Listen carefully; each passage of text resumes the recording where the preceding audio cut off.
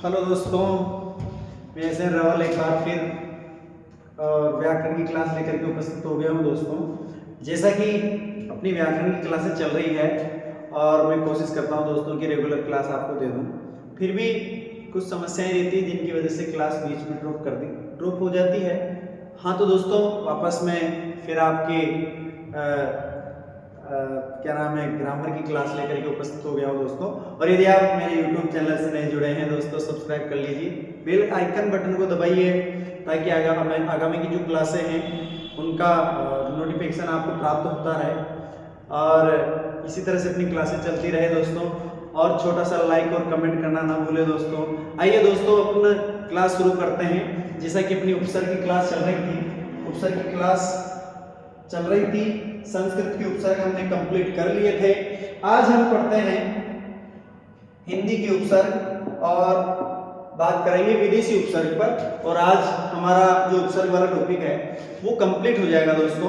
और दोस्तों, जैसा कि मैं आपसे कह चुका हूं कि मैं उन्हीं उदाहरणों को बोर्ड पे लिख रहा हूं या उनका उन्हीं का विश्लेषण कर रहा हूं जो एग्जाम के अंदर आते हैं ज्यादातर।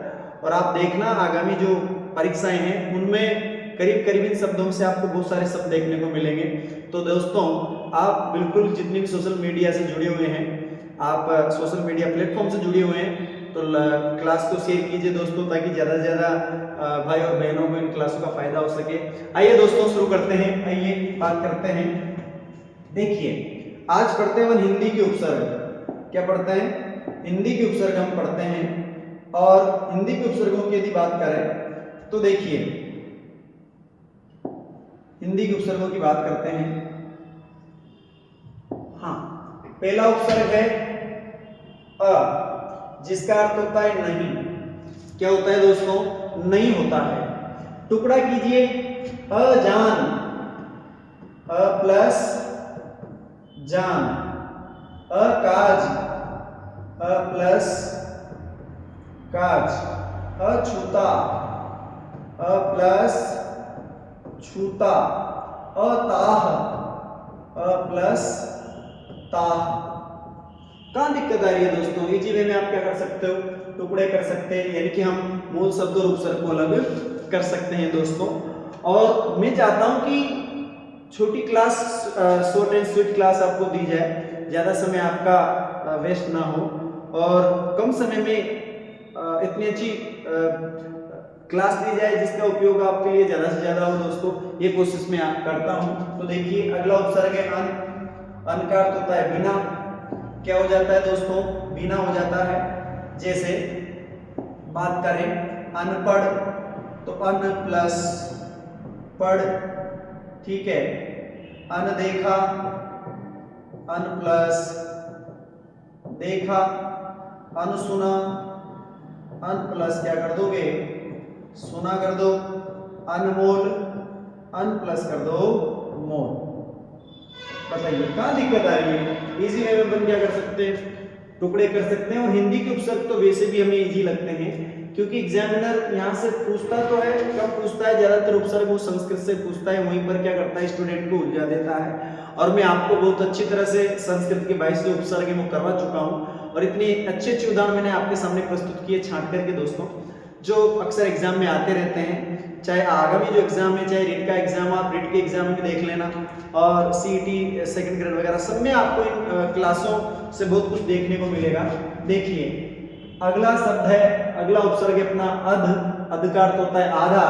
टुकड़ा करेंगे, अधमरा, ठीक है। अध कचरा,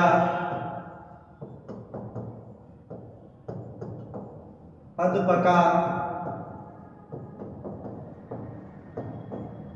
अधनंगा, और फिर आगे बात करते हैं उन। इंपोर्टेंट है दोस्तों, ये इंपोर्टेंट है। देखिए 19। अब 19 का टुकड़ा क्या करें? क्या करोगे? उन प्लस 19 करोगे? नहीं, उन प्लस 19 तो नहीं करेंगे। 19 क्या होता है? यानी कि हम करेंगे उन प्लस 20, यानी कि 20 में एक कम। क्या हो गया? 19। 39 तो उन प्लस 40 यानी कि 40 में एक कम, शब्द क्या बन जाएगा 39। 59 यानी कि उन प्लस 60, 60 में एक कम 59 हो गया।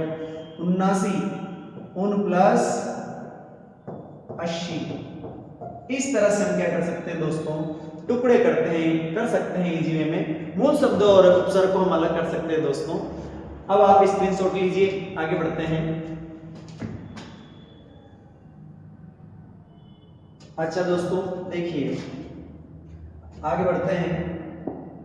अगला उपसर्ग है अपना ओ, और बात करें तो थोड़ा सा ध्यान देना आप लोग। हम संस्कृत में औ पढ़ के आए थे, औ, उसी औ का बदला हुआ रूप है औ। इस तरह से ये संस्कृत का हो गया, ये हिंदी का हो गया, अर्थ दोनों का सेम ही रहेगा। और बात अपन करें कि जो संस्कृत का उपसर्ग होगा वो संस्कृत शब्दों के साथ जुड़ जाएगा, ये हिंदी शब्दों के साथ जुड़ जाएगा, जैसे अवगुण। हाँ ये देखिए अवसर, जबकि अवसर शब्द होता है तो यहाँ ओ प्लस सर कर दो, क्या करोगे अवतार, ओ प्लस तार करोगे। हाँ इधर निकम्मा, नी प्लस कमा,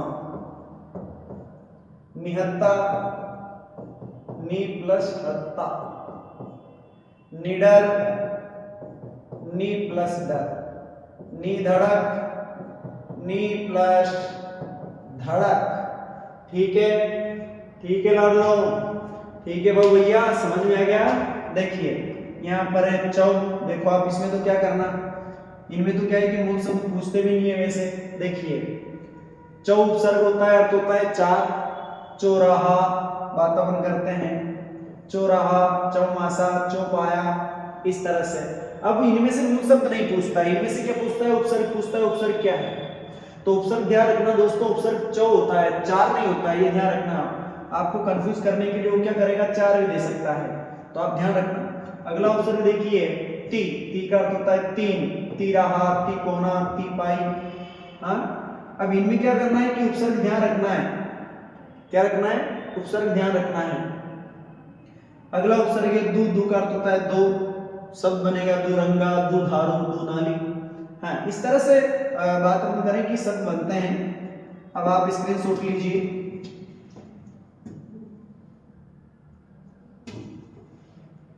अच्छा दोस्तों आगे बढ़ते हैं,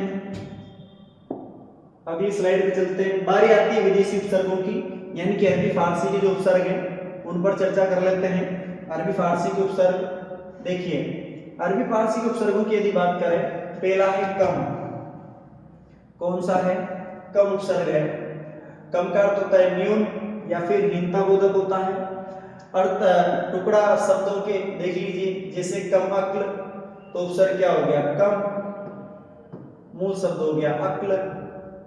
हाँ ये देखिए क्या दिक्कत है इसमें, कोई दिक्कत नहीं है, इजी वे में हम क्या कर सकते हैं, टुकड़ा कर सकते हैं दोस्तों। देखिए कम, जोर, कम, सिन, खुश, उसका अर्थ होता है अच्छा, खुश किस्मत, क्या करोगे खुश किस्मत।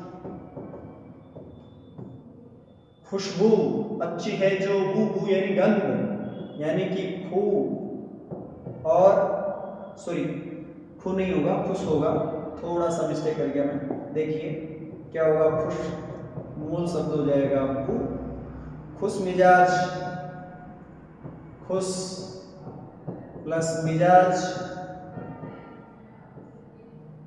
खुश नसीब, खुश प्लस नसीब। ठीक है दोस्तों, बात करें आगे बढ़ते हैं। अगला उपसर्ग है बद, और बद का अर्थ होता है बुरा। क्या होता है बुरा, टुकड़ा करेंगे तो क्या हो जाएगा, क्या हो जाएगा भाई, टुकड़ा करके देख लीजिए, जैसे बद किस्मत, बुरी किस्मत, बदनाम, बद प्लस नाम, इजी है इनमें दिक्कत नहीं है। बद चलन, बद प्लस चलन, बदतमीज, बद ये हो गया तमीज, इसके बाद अगला उपसर्ग है बा। बा का अर्थ होता है अनुसार या साथ में। ध्यान रखना दोस्तों, बा उपसर्ग भी होता है, एक होता है बे। दोनों उपसर्ग हैं, अरबी फारसी के उपसर्ग होते हैं। बा का अर्थ तो अनुसार होता है, साथ में होता है। बे का साथ नहीं होता है, बे का विपरीत हो जाता है इसके। देखिए बात अपन करते हैं। देखिए जैसे बाकायदा, कायदा के साथ, तो बा उपसर्ग हो गया, मूल शब्द कर दो कायदा। ओके, ये लो। बाइज्जत, बा प्लस इज्जत। फिर बा अदब, अदब के साथ में बा अदब। और वैसे भी, वैसे तो अपन बात करें कि अरबी फारसी के जो शब्द होते हैं उर्दू के बड़े मतलब ऐसे लगते हैं जैसे कोई रईसी है, रईसी ठाट बाट वाले शब्द लगते हैं। जैसे बात अपन करें कि जैसे फितरत का कायम है तवाजु नाल में, उसमें इश्क में भी उसको उतना ही पाते हैं खुद को जितना खुले हैं। तो मतलब एक अलग ही ऐसा लगता है जैसे रईसी नवाबी भाषा जिसको अपन कहते हैं, ऐसा लगता है। देखिए दोस्तों स्क्रीनशॉट लीजिए, आगे बढ़ते हैं।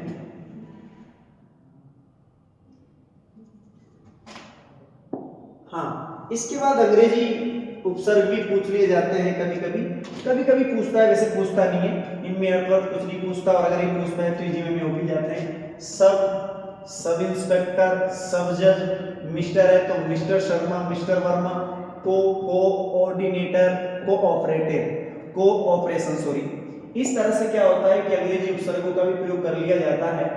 तो दोस्तों आज की क्लास यहीं पर समाप्त करते हैं, और मैं कोशिश करता हूं कि रेगुलर आपको क्लास दूं, पर कुछ समस्याएं रहती है दोस्तों, आप समझते हैं। तब तक के लिए दोस्तों जय हिंद, जय भारत।